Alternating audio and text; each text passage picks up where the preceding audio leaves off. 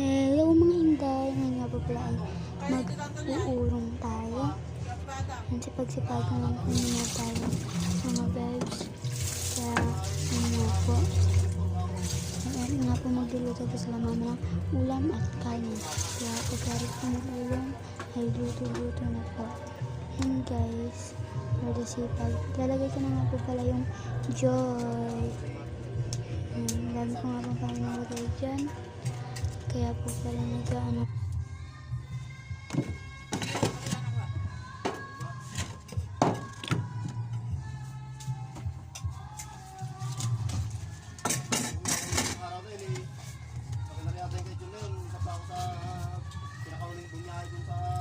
Mama, may voice record.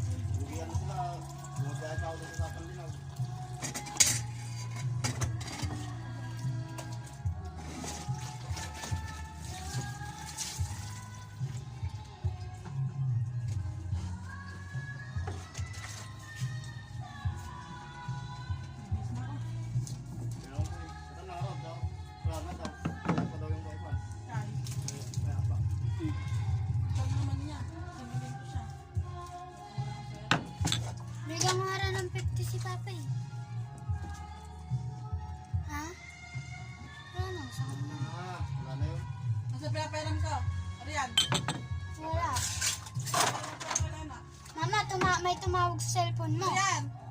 Si Tita Doreen kinukuha. Ha? Si Tita Doreen.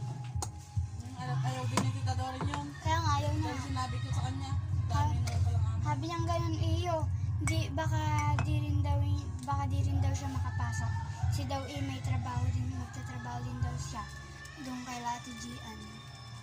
Ay, magkasama sila ni Ate Gian, may trabaho daw pala sila. Dami naman amo nun, 8. Kaya nga, meron pa yung kaklase namin yung kaklase ng mama namin nandun din. Nasa pera-peram ko. Wala. Mamaya ay bukas daw. Ano kung, Puro buhok naman. Kaya nga. ano kung kan? Ha?